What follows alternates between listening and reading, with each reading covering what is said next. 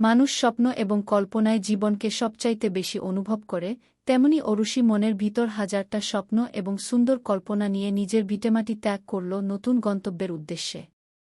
গাড়ি গ্রামের মেঠোপথ ধরে নিজ গতিতে সামনে এগোচ্ছে। রোদ গাড়ি চালাতে ব্যস্ত, পাশেই শান্ত কানে এয়ারফোন গুজে আপন মনে গান শুনছে। মিনার, সুহানা এবং অরুষি পিছনে বসে আছে। মিনার এবং সুহানা নিজেদের মধ্যে কথার ফুলঝুরি নিয়ে ব্যস্ত। একমাত্র অরুষি জানালার পাশে বসে নিজের গ্রামের দৃশ্যগুলো অবলোকন করছে। একসময় জানালা থেকে চোখ সরিয়ে সামনে তাকাল।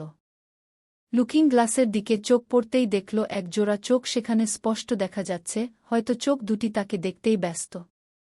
চোখাচোখি হতেই অরুষি চোখ নিচে নামিয়ে নিল। ওই চোখ জোড়ার দিকে বেশিক্ষণ তাকানো তার পক্ষে সম্ভব নয়। এক অদ্ভুত অনুভূতি প্রজাপতির মতো উড়তে থাকে তার সারা অঙ্গে। রোদদের গন্তব্য ছিল সুহানাদের বাড়ি, কিন্তু রোদ উল্টো পথে গাড়ি নিয়ে গেলে শান্ত আর মিনার দুজনই অবাক হয়। মিনার, এই রোদ, এদিকে কই যাচ্ছিস? মিনার সালা কিছু জিজ্ঞেস করলেও উত্তর দেয় না। শান্ত দেখে সুহানা মুখে হাত দিয়ে মিটি হাসছে। তার বুঝতে সমস্যা হয় না যে এখানে আসার ব্যাপারে সুহানা আগে থেকেই জানে। প্রায় ৩০ মিনিট যাওয়ার পরে তারা একটি মার্কেটের সামনে দাঁড়াল। গ্রাম থেকে বাজার অনেকটা দূরে। গাড়ি থামতেই সুহানা এক প্রকার ঠেলে অরুষিকে গাড়ি থেকে নামালো এবং দোকানে প্রবেশ করল। মিনার এবং শান্ত বুঝল না এখানে আসার কারণ। রোদকে যে জিজ্ঞেস করবে তারও কোনো সুযোগ নেই, বেটার মেজাজ যে হাই হয়ে থাকে ঠাসঠুস, থাপ্পড় না দিয়ে বসে। প্রায় ঘণ্টাখানেক পরে সুহানা এবং অরুষি গাড়ির কাছে এল। দুজনের হাতে অনেকগুলো ব্যাগ।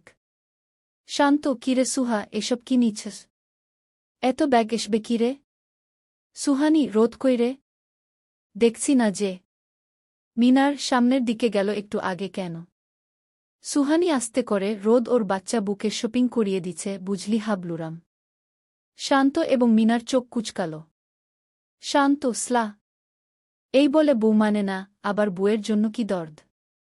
মিনার দুষ্টু হেসে, আজ একটা বউ নাই বলে দর্দ দেখাতে পারছি না বন্ধু।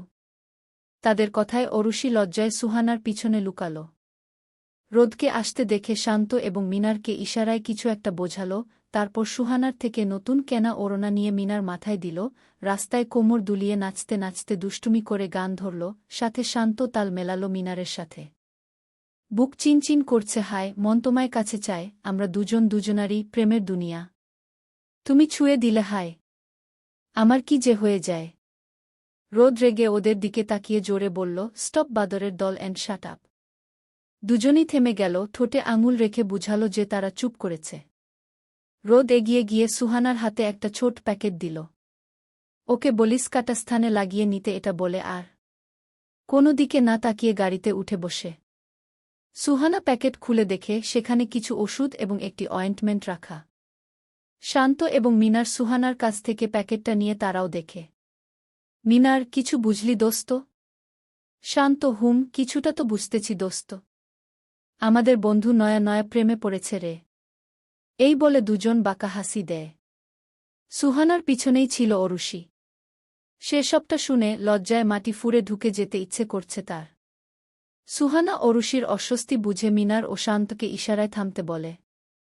তারপর অরুষির হাত ধরে প্যাকেটটি ধরিয়ে দেয়। রোদ চোখে চশমা দিতে দিতে বলে ওঠে, তোরা কি বাইরে থাকবি? আমি কি চলে যাব? ব্যাস। সবাই হুড়মুড় করে গাড়িতে উঠে বসে। অরুষি এক দৃষ্টিতে তার হাতে থাকা প্যাকেটটির দিকে তাকিয়ে থাকে। এবার গাড়ি চলছে সুহানার বাড়ির উদ্দেশ্যে। কিছুদূর গিয়ে শান্ত ফলমূল ও মিষ্টি কিনে নেয়, নিজেদের জন্য কিছু হালকা জিনিস নেয়। একসময় তারা সুহানার বাড়ি পৌঁছায়। ছাদ করা একতলা বিশিষ্ট বাড়ি। সুহানার মা রোকেয়া বেগম গাড়ির আওয়াজে দরজায় এসে দাঁড়ালেন।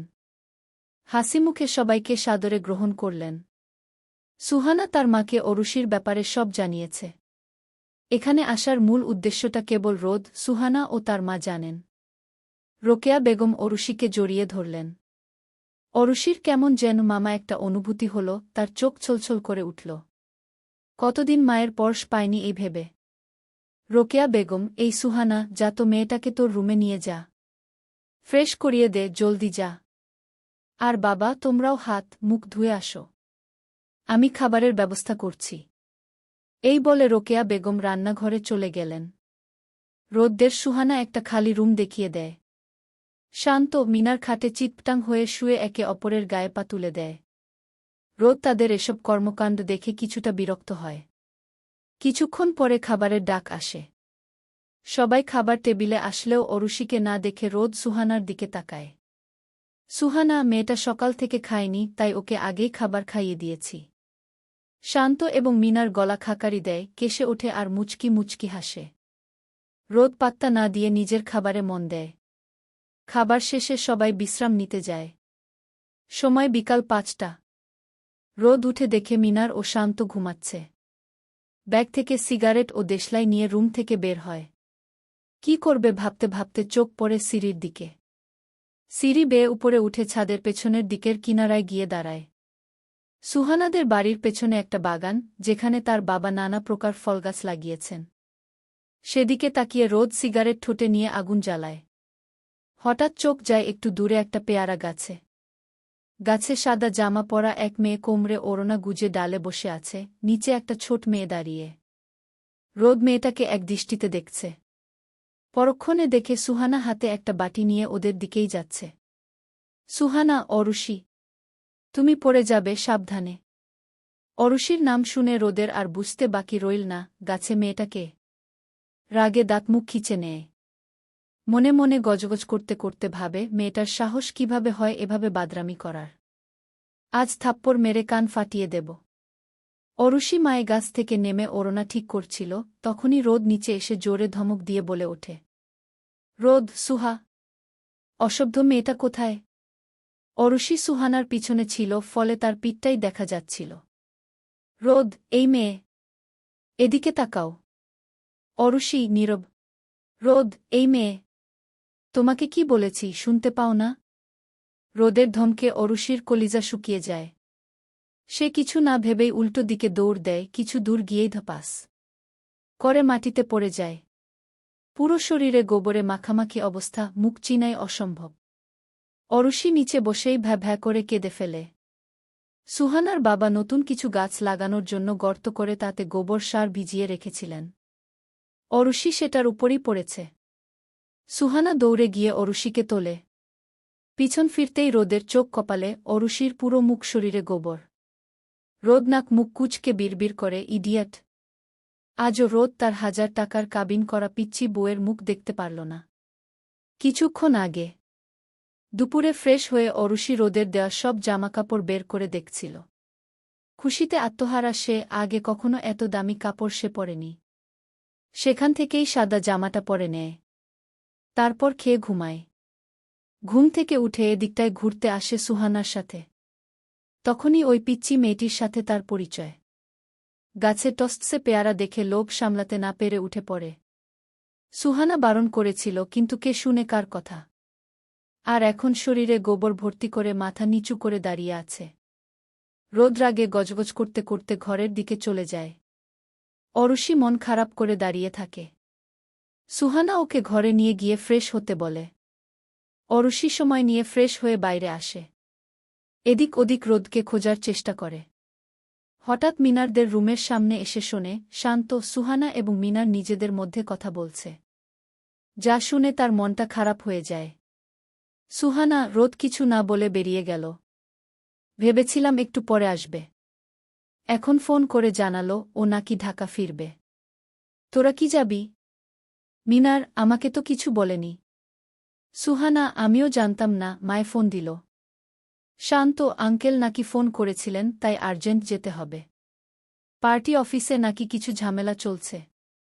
শান্ত মিনারকে তাড়া দিল ব্যাগ গুছিয়ে নিতে।